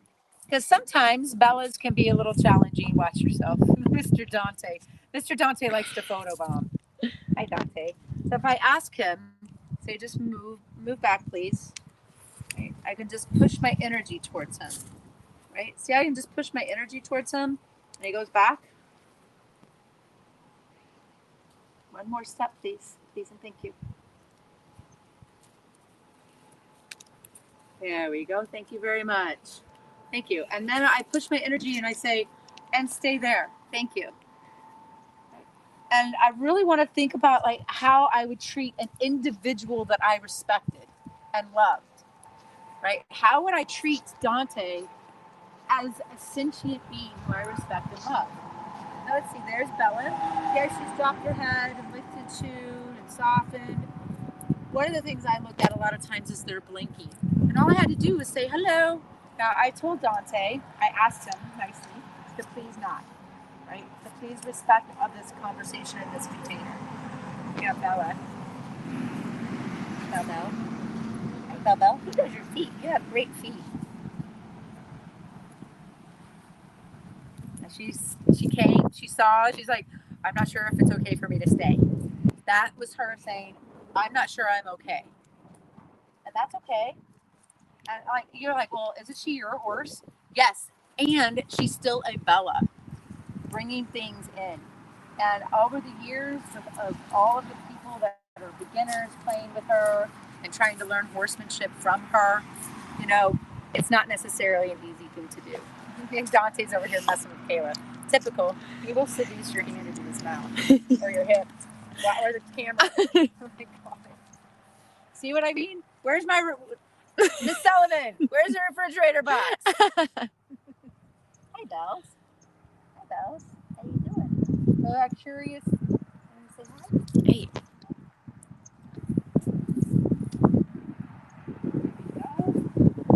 Says, nope, not sure. Right? You see how she kind of goes and comes back and goes and comes back? It's like, I'm not sure this is a good idea, so I'm going to go over here and do a different idea. Like, if you guys that are in like network marketing and stuff like that, like, these guys are like, well, this one has a better compensation plan. The product's better over here. My team leader's stronger. And they tend to shiny penny syndrome, right? So with Bella, like, she's like, I'm not interested in being caught. I don't want to catch you. So, you know what? Okay, let's see what happens if I just walk away. And that's where kind of some exploration. Oh, she's going to Kayla. And the cool thing is, here's the big piece. If you learn nothing else from today, the horse will go to the strongest leader with the highest vibration. She will go to the highest, the leader, the strongest leader with the most certainty and centeredness that has the highest vibration. Now, which one comes first? It's the chicken or the egg. Is the vibration or is it the leadership, right? I don't want to. I don't want to wear the whole cookie. That's okay. Nobody says you have to. Right? So I want to make sure that with Bella, I don't get direct line, because like my friend's daughter, I don't want her to start firing off the flight instincts in her brain. I don't want to take her out of theta and send her into a high beta brainwave state, and where she starts like dripping adrenaline. Like if she wants to jump and move, because in order to jump, you got to have a little energy, right? She's got plenty of energy. We just don't want her on adrenaline, not adrenaline that doesn't serve her. Cortisol can be a good thing. Adrenaline can be a good thing, but not if you're triggering fight flight. I know, not right now. You know how many times I've told Dante not right now? Probably about as many times as I said, hey, where are my glasses? So now she's like, she knows I have a cookie, but she's not going to get I'm not going to bribe her with the cookie. Like she knows. She says, it's right here in my pocket. She's not stupid, which is probably why she's here in the first place instead of over there. Again, I've had her for a long time, but I want her, there was a pattern interrupt, right? I want her to be who she is. And I'm not going to try and coerce her into acting or behaving in a certain way. I did that with her in the beginning, and that was, how long have you been with me, Bells? 12 years. I've had her for 12 years, 11 years. I'm coming up on 12. You have 12 years. And in the beginning, it was like, oh my gosh, I want to make sure that she does, like, we get circles. We understand what a circle is. We gotta do these things. And she's like, I'll do it. I don't understand it. I don't know why I'm doing it. I'm just doing it, and I'm scared. Right? And when you're doing things and you're doing them scared, do you do them intentionally in a way that makes sense? No. Like right now, she wants that cookie. Right, which is a good thing. I don't worry about that with her as far as her wanting the cookie. That just tells me that she's still in a thinking state, right? See how she puts me on the opposite side? I need to be on this side for this, yeah, right? That pattern, she's like, nope. So there's that fine line balance between doing the pattern interrupt, like no, and saying, well, then this is too much, right? I don't want to push her too far, but I do want to, as her friend. You ever have a friend that, we don't want to enable her. I don't want to say, yeah, sure, keep smoking cigarettes, keep drinking. Yeah, just, no. We're going to say, how about not? How about let's put it down. And now that I'm here with Dante, like she's going to be more confident with him because he's her security, right? He's her security because he's the warrior and he will fight for her. I remember I was dating a guy. I said, I will fight for you, but I will not fight with you. I won't. Yeah, I know. You want the cookie. In order to get the cookie, you have to have the halter. You can't have any pudding unless you eat your meat. Which means I have to be on the left side. I don't have to. I mean, I could put it on the right, and I could throw ropes over her necks and things like that. Here's the piece, and this is where I think about people like Warwick Schiller and really like great horsemen out there. They have transcended that place of, I'm going to use my behavioral dark psychology to influence the horse. Because in the traditional horse world, the natural horsemanship people came out and said, it's manipulation. Well, not much different.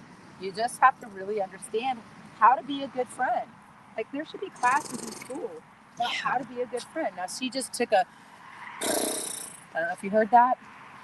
And it's like, Trace, he still is like barely moved. It's like he gives zero fucks. Like zero fucks. Mark Manson. Anybody's read the book, That Subtle Art of Not Giving a Mark. Right there, man. And I think like Bella is still worried about whether or not I'm going to mess with her, right? Not right now, Mr. D. Go away. We'll come back to you next time. And he says, yeah, you say that every time. So now I'm going to interrupt the pattern. And I'm going to say, you're okay. Now that took a little time. And see how she's kind of looking and chewing with her mouth? See, friend, I love you. I love you. Now she wants the cookie. Don't let her get in her head and squirrel out. But I'm going to wait. And I'm not going to put the halter on. I'm just going to help so she can start breaking. Sweet girl. One of the things that happens, like even with Peach, is once they get the halter on, or once they get the saddle on, or once they're in a stall or a round corral, yes, there is valid reasons for leveling the playing field. Because I've got two little T-Rex arms and I can't run very fast. I think I made it about 4.4 miles an hour on the treadmill this morning, right? She can run like 45 miles an hour. So she's 10 times faster than me. So things like, environmental adaptives, you want the halter or you want the cookie? I know, you want the cookie. You ain't getting the cookie until you put the halter on. That's okay. You don't have to have it on. Here we go. But I'm gonna wait for her to give me actual permission and decide. Now, once I get the halter on, right? All right, you guys, here's where this one really gets tricky. Well, once we get married, once we have, when we have a baby, things will get better.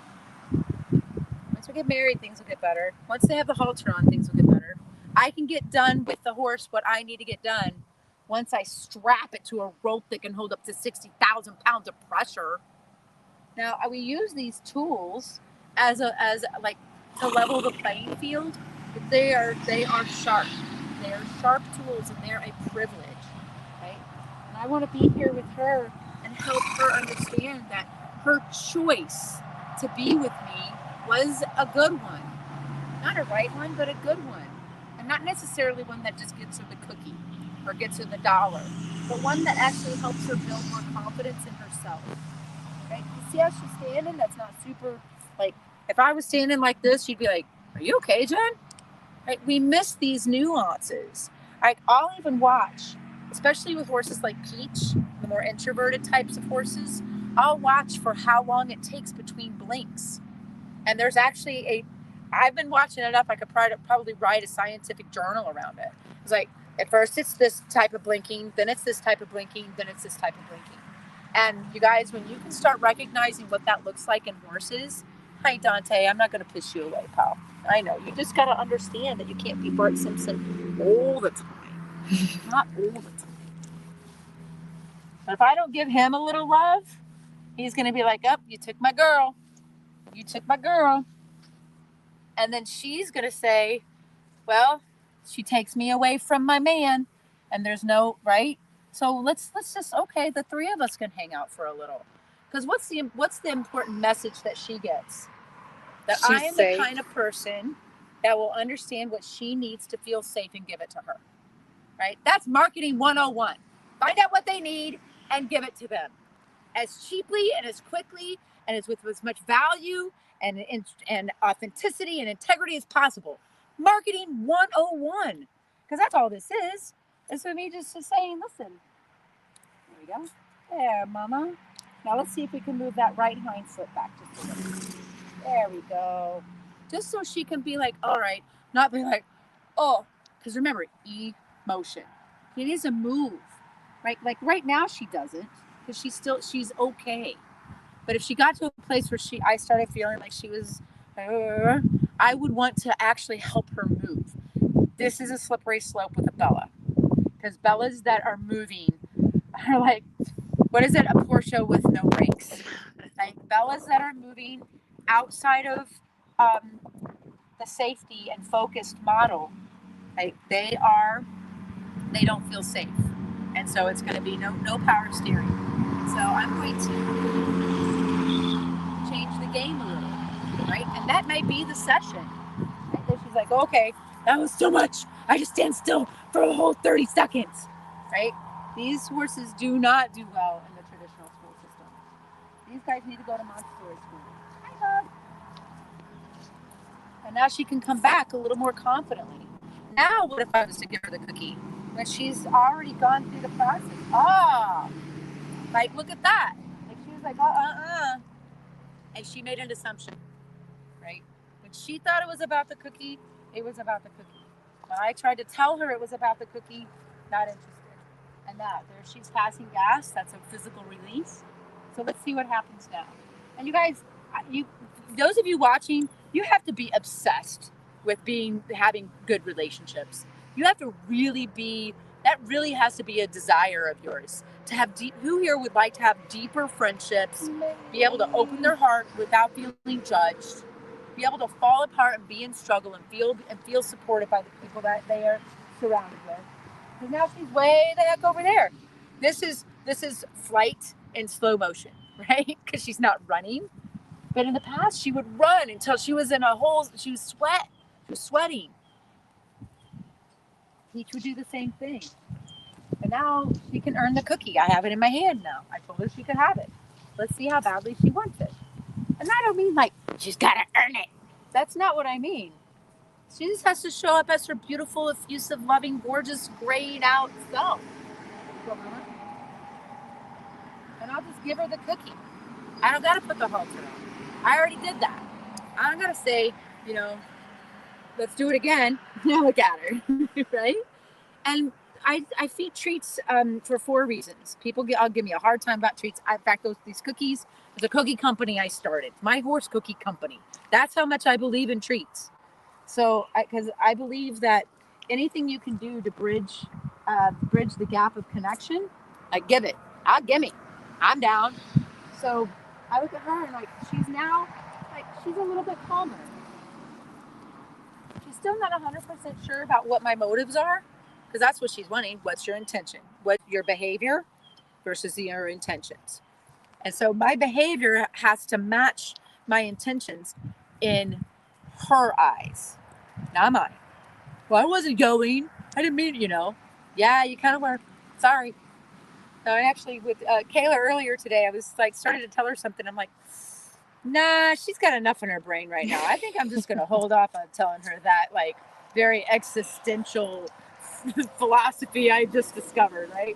We can wait for that till after lunch, right? Same with Bella. Hi, Bud.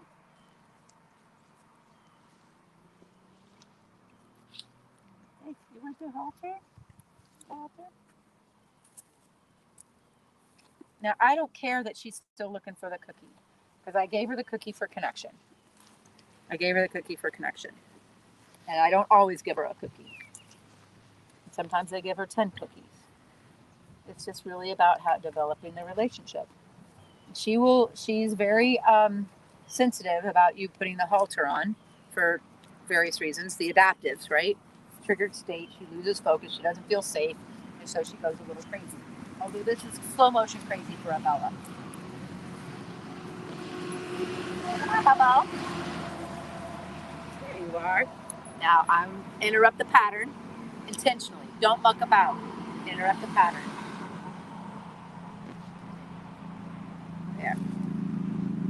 There. Much better. Right? Now you have Maverick behind you. Maverick's gonna say hi. Hi, love. Oh, hi, guys. You guys are all up here. There we go. Everybody. So when you think about what's happening with her, it's allowing her to be who she is without enabling her. Because we're going to build rapport with her by creating a space where she feels safe. And then, she's going to go, she's like, well, what about Kathy? Kathy might have something for me. What do you say, Belle? Now, I don't want to come out here without the halter all the time, but sometimes I will. In fact, we already put the halter on, and maybe that was our session for today. But let's go follow her and just watch her process. For me, it is about the process. When you go on a road trip, you're from here to New York. All of a sudden, you leave Florida. You're like, how come we're not in New York already? We just left. You haven't even gotten to the first Buc-ee's yet. Relax. There we go. Now, this is interesting. They poop for different reasons. Now, this could be because her lips soft, her head's low, she's just kind of walking. That, to me, is not a jet is in the fuel poop. Remember I said that they're, hi, sweet girl. Remember I said that their stomachs are really small? Well, if you had just ate Thanksgiving dinner, you would have a hard time running away from the predator. So they'll poop so they can run away. I don't feel like that's what that was. Not based on everything else that led up to that point. So everything is contextual when it comes to these guys. So now we're watching and walking. I'm going to actually do, if you guys are familiar, building rapport, matching and mirroring. And look at this. Look at these two. Look at the two blondes over here. Just having a little loving, right? That's how he's like, I'm just going to go over here. I don't want to get, if I get in front of the camera, Mom might ask me to do a boring old circle. Kathy's just going to give me scratches and love, right? I can play my video games. That's Trace, man. But you guys have followed me at all. You've seen him do some pretty spectacular stuff. In fact, he has the most language out of all of my horses, meaning he has, he's trained to do more shit. And I again, when I started training him, he was like, no thanks. I could do it, but it looked ugly. Bell. And now what do you think she's saying right now? None. Yeah. I don't know. When I first started developing the virtual programs during COVID, I was like, nobody's going to want to do anything virtually because they want to like come out and smell them, touch them, pick up their shit and all that. And yeah, of course we want that, which is why I created like this bundle, right? The mastermind and the retreat bundle. And there she goes. Let's see what she does. Like, let's let her explore it a little bit. She smell it a little and see if she wants to come back over. But you can feel it. You can even feel it through the camera. Like you can feel like her energy of like, I'm curious, but I'm skeptical. She's skeptical. She's like, I don't know if what's going to happen is going to allow me to continue to feel safe. You know what I do know? I'm safe right here with my warrior. I'm safe right here with my king. And I can go pick on the magician because he's Ron Weasley. Right? That's right. Yeah, that's what it is. That's very much what it's like. Hey, Maverick. So let's move off of Bella for a little. We can move on to Maverick. Again, very much like Peach. And if you guys are familiar with the love languages, he is quality time and physical touch. Now, in that order. Now, of course, the others go on down the thing. But he is quality time and physical touch. And like this spot right here was the first place I was ever successfully touched him without him freaking out. He was very dangerous when I got him as well. None of my volunteers could handle him. It was me and my assistant. That was it for a long time. And then one day, once upon a time, and Kayla, just don't cry. One day, you will cry this day, I promise. Peach is going to say, okay, this is it. I believe you.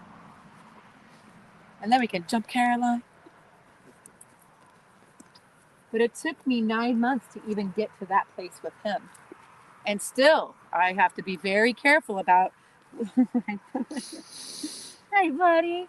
Notice how different he is with the cookie. He knows there's a cookie in my pocket, but he's not really asking for it. He's okay just like getting some love and getting some attention and getting some of that physical touch that it took me so long to get. Remember, he had, if you had a monkey on your back for 14, I got him when he was 14. He raced till he was 11, almost 11. His last race was when he was 10, which is criminal, you guys. That's just criminal. And to race a horse that old. He's got his right hind leg, his cannon bones all thick, where he has, from shin splints and impaction, So that's a long time. So he had a lot of bad reviews on humans. It only takes one bad review for the restaurant. Can you imagine? That's the beauty of horses. It's like their forgiving nature is unbelievable. If I was a horse, I would be killing the people that interacted with me, including myself when I first started my journey, which is probably why Dante was doing what he was doing with me. He was like, you're ridiculous. Now look at how different I pet them, right? Like he's like, come on, let's play some rugby. Let's go. Oh my God. He's loving it. Like I can get really big with him. And he's like, yeah, somebody meeting me, like match my energy. And like, right? If I did that to Maverick, he'd be like, ugh. If I did that to Bella, she'd be off the planet. If I did that to Trace, he would be like, oh, a little to the left, right? But you got to get big with these Dantes. You have to get like so big. I had a guy friend, he's like 6'2", big fella, came out and I was like, just go play with Dante. And he was like literally wrestling with him. He was like, oh, and like playing, and they were just out in the field like this, like, you know, no ropes or anything. And it was really spectacular to watch. I'm like, dang, I guess I'm just mom. It's like he needs the All Blacks, you know, he needs the New Zealand All Blacks out here doing the hookah. Like he just like he can take it. And that's just how like that big, effusive, larger than life kind of bold player that he is. The cool thing about him is that the warrior inside him will fight for you. I don't see it very often. I see it with him and Bella when I watch those two together. I've seen it with me a handful of times. In my 20 years, this journey with horses is a lifelong journey. I got him July 3rd, 2005. Oh, you just saw Kathy pick up some hay. She's like, all right, mom's boring. She's on camera. I'm out of here. What do you say, boss? It's like, oh, where's Dante going? I gotta go see. In case it's something I need to make sure he's not eating. Oh man. That right? Oh, I just became chopped liver. But what did I say? The leader and the frequency and the food. Because we all have our like what we need, right? And now look who's behind you. There she is. Now, no halter. She's had a hard time. All right. Oh, nope. Oh, we're going to go over. Oh, Cassie. And a lot of times the reason why kids are so great with horses is because there's no ego. There's a purity and an innocence with the child. And just like my checklist that turned Trace's poopy face on. Like there's just an innocence to them. And they're not out there going, hey, I wonder if I can get this horse to do a half pass. They're just like, oh, I just want to be around the horses because I love their energy and I love their flow and I love the way I feel. I love the way I feel when I'm with horses. I love the way I feel when I'm around people that are like my horses because I created and cultivated. They say blood is thicker than water, but that's incomplete. It's the blood of my brethren that fought alongside me is thicker than the water of the womb. My family, they can kind of, it's the holidays, guys. I know a lot of people that are not so interested in being around their family. There you go. Just once in a while, just say, yeah, Bubba, I love you. Without an intention. Like this girl, she's telling me she needs some quality time with mom. Like she's like, I don't want to. You too? But he wants to play. She wants to go and like, you know, Go hang out with mom. Yeah, it's like, let's go read a Red Robin Hood or something. Red Robin Hood. She says, I just want to love. You want to play and fight. Yeah, you want to play and fight. They love it, you know. He's such a great character. He's silly, Dante. Yeah. Yeah. I say when you give Dante a cookie, you just like high five his mouth. Just high five his mouth. And you can almost, it's really hard.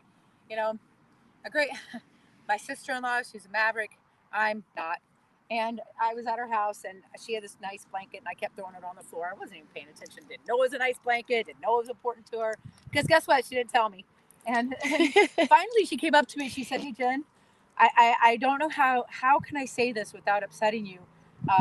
That's one of my favorite blankets and I don't like that you're putting it on the floor. And I'm like, just tell me. Hey, Jen, nice blanket, not floored material. Like, just be direct, right?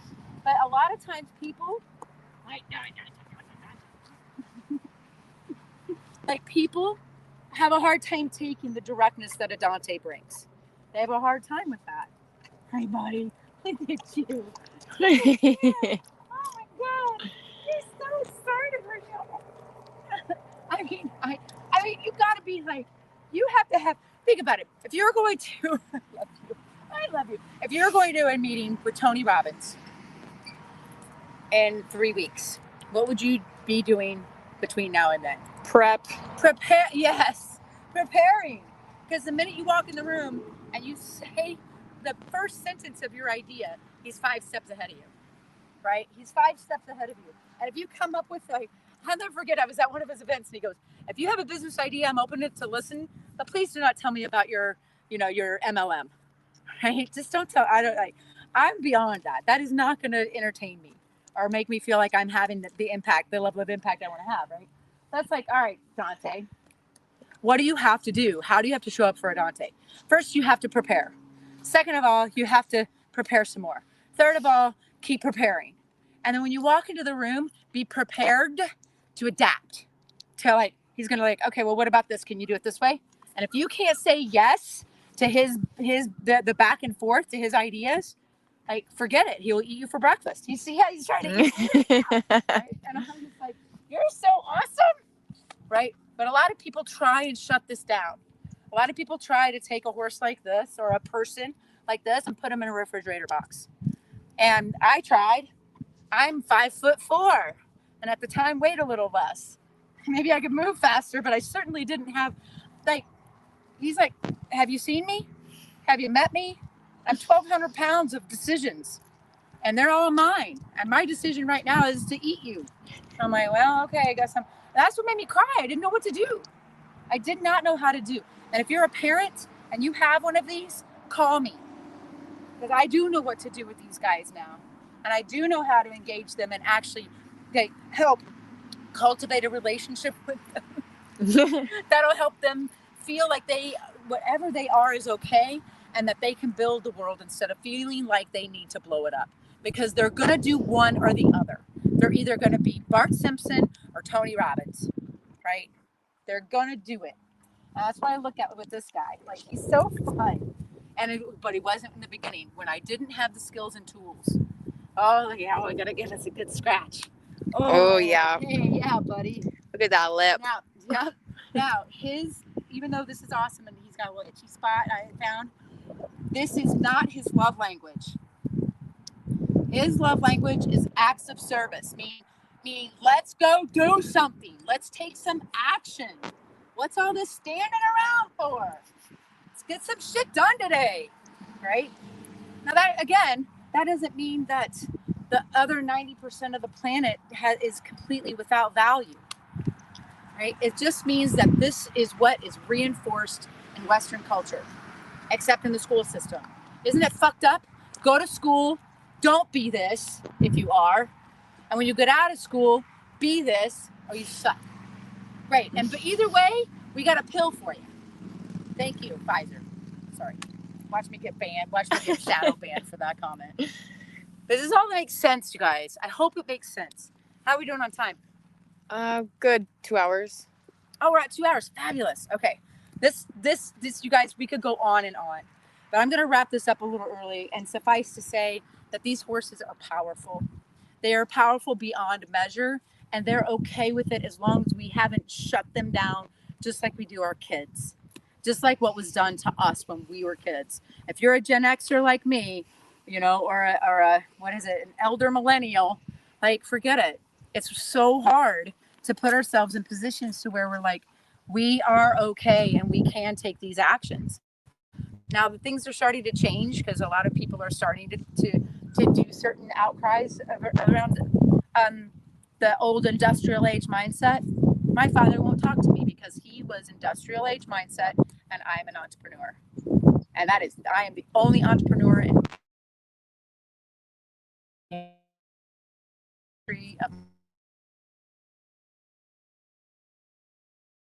cliche about it, but the truth is that when you try and rise, Gay Hendricks writes a really great book called The Big Leap.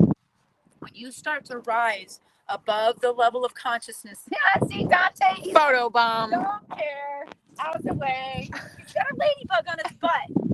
You got a ladybug on your butt, Dante. Sometimes they bite. Oh, maybe that was it. But when you think like that, when you start to transcend and break generational wounds and generational belief systems, you're gonna get your ass handed to you. And one of the 4 belief system strategies that Gay Hendricks talks about, he calls them ULPs, upper limit problems, that keeps you from rising and puts a glass ceiling on top of you, is your family. You're gonna write a book? Yeah, isn't publishing a book hard? Doesn't that take a lot of money? Don't you, that's going to take time. What are you going to write about? You're going to write about us, are you? Right? When I did my TED Talk, I got on stage, like, I cannot tell, like, my dad, forget it. I told my mom that I was doing it, and she told all of her friends, my God, my daughter's going to be doing a TED Talk. I'm so excited and proud. Until she found out what my topic was. And she found out I was going to talk about my brother's suicide. And I was going to talk about shame. And I was going to talk about night terrors. And I was going to talk about guilt. And I was going to talk about those things. And she was like, now I can't tell my friends. Now I got to not tell. I got to say, no, she's not doing it anymore. Because of the guilt and shame that she had attached to the value systems that she was trying to impose upon me, which is what my father started. And that's okay. Because I know as a Bella that the safety that I have is intrinsically within me. And the reason I know that is because I spent 20 years with these animals, learning the personas, understanding self, and looking in the mirror and seeing a pure reflection of me. Because horses are a lightning rod toward the divine. And if you can connect to a horse, you can connect to source. And there's so many people out there doing like healing modalities and go out and stand in the field. These horses are so powerful that even just standing in a field is enough. But if you take that piece of it and put it together with something that is intentional, that has a program attached to it, that has a beginning, middle, and an end, you can see the power that this can have for you in your life, for your relationships, professionally and personally, and most importantly, your relationship with yourself. To know yourself, love yourself, and believe in yourself. That, my friends, will change your life. So I do have a 6-week mastermind coming up in January. If you are interested in participating, please let me know. I do have a bundle where you can do the mastermind and then come for a retreat following that. And or if you just want to do the mastermind by yourself, you can't get down to Florida for whatever reason, that's available. I will put the link in the comments. And if you want to book a call and have questions or just want to talk about the horses or what you experienced and what you watched today, I'd be interested in talking to you. So I hope this was powerful for you, horse powerful for you. And I hope you have an amazing, blessed day. And remember to believe in yourself. It will change your life. Thanks for tuning in. Katie, are you still with us?